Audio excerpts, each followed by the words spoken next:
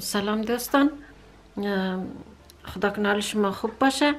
امروز میخوام یک نوع خامک دوزی دیگر را بدوزم، شما ببینید. اگه خواستین شما بدوزین. اسمش قنداریه. اگر یک چیزی بدوزین مثلا نمخانه‌ای یا خانه پره گلدوزی کنین، خیلی خوب میآید. ما خانه پره دوختیم، اینجا یک دانه خانه دوختیم، بعد طرفایش هم دوختیم، پول کردیم اینا را. یعنی یک دانهش ماندیم که با شما با هم بدوزم. شما بیتونین یک قنداری بدوزین مثل این مواری. باز وقیتا هر چیز که دوختین میتونین که وسطش داخلای از اینا را قنداری بدوزین. اگر مثلا تخم دوزی ندوختین، قنداری میخواین بدوزین. حالا ما یک اینجایش قنداری دوختم، دو تا بلگم در دو طرفش دوختم. این دور چپش است، خوب معلوم نمیشه. این مثلا تارای ما کم معلوم میشه. از دور راستش مکیر دوختم، از دور راستش باز نشان میتم، خیلی خوب معلوم میشه، خوب قشنگ معلوم میشه. میتونین در هر چیز استفاده کنین. من میخوام شروع کنم، شما سیل کنین ببینید. این بالا که است، از اینجا اینطوری صاف میاییم پایین. از پایین از همینجا شروع میکنیم در دوختن. یک چند تا کوک میزنیم که بیاییم بالاتر. باز اون موقع شروع میکنیم در دوختن قنداری.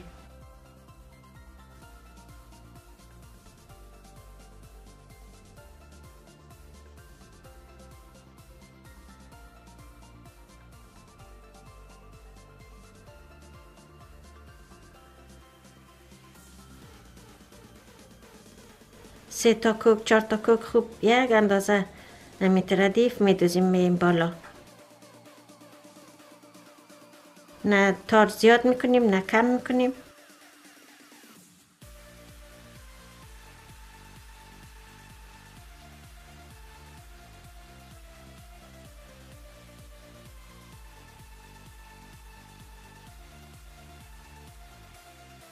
این خوب ببینید. از این طرف هم یک اندازه کوک کردیم رفتیم بالا. از این طرف دم سوزن، جلوی سوزن هم همینطور مستقیم رفتیم بالا. نه تار زیاد کردیم نه از پشتش زیاد کردیم نه از پیشش. این برای طور سه چهار کوک یا بیشتر میدوزیم که قنداری ما بالاتر بیاید. در این منطقه دوختش قنداری در پایین دوخته نشه.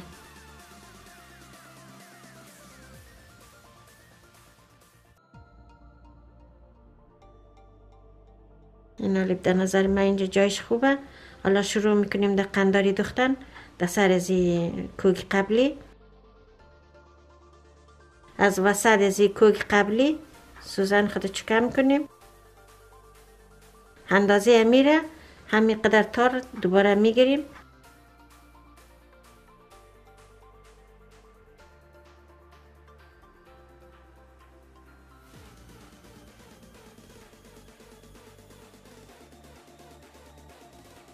دو کوک میزنیم، زیاد نه.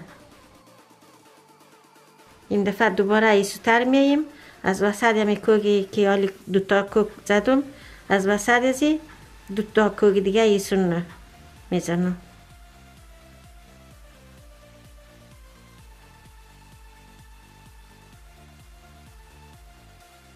ایرم دو تا کوک میزنم.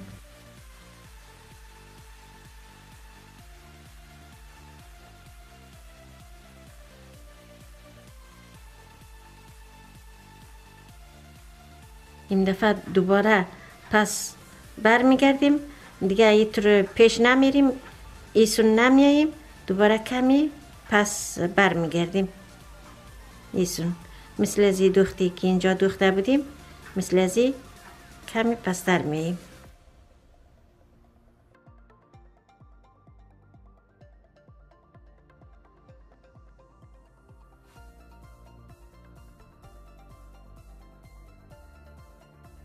ایرم دو کوک میزنیم.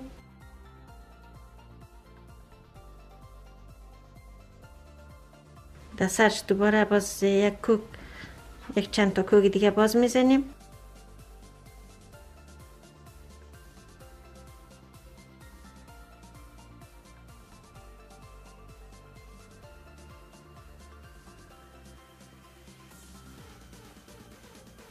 ما 3 تا کوک زدم در کوک آخری. این دفعه میاییم کمی پایین تر دوباره.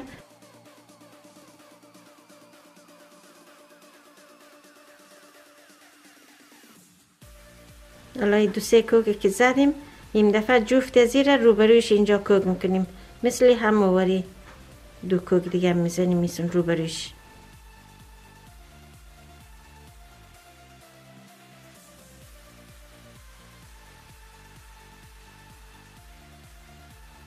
این دوباره 2 تا کوک دیگه ایسو ترش میزنیم.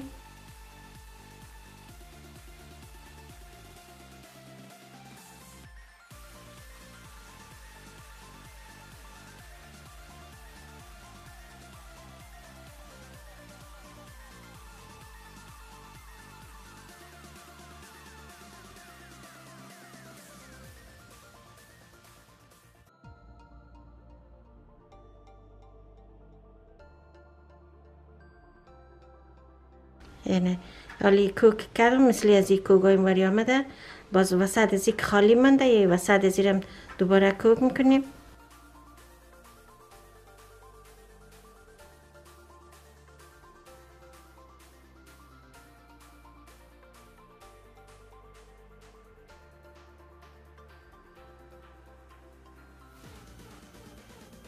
این حال قنداری ما خلاص شد.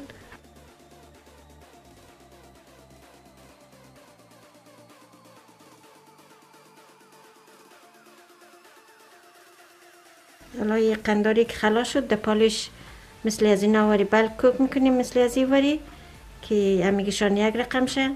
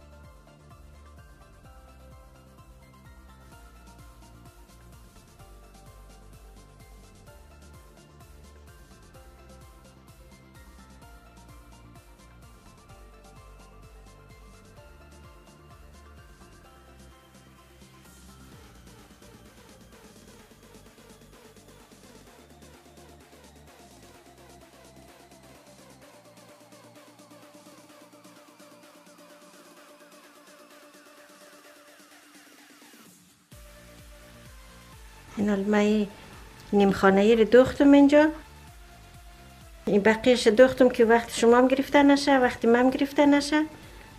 به طور نمونه این یکی رو دوختم، همگیشان یک رقم دوخته میشه، به خاطر که سرای اینا خالی نیایه، کلتای نیایه. یک دانه در اینجا کوک میکنیم در سر هر خانه. اگه دان پایچه یا دانی هستین یک چیزی دوختیم افغانی، باز از اینا در بالایش کوک میکنیم. این طرف دانی هستین میشه یا دانی شلوار میشه، شلوار یا ایزار. این طرف بالا میشه. یعنی دور راستش خوبتر آمده از دور چپه کده. اینی رو تازه دوختم عالی. شما میتونین این رو میتونی ادامه بیتین یا که خامک دوزی کنین. یک خانه پره را قدی 2 تا نیم خانه‌ای در پایینش، 2 تا نیم خانه‌ای در بالایشی میتونین بدوزین.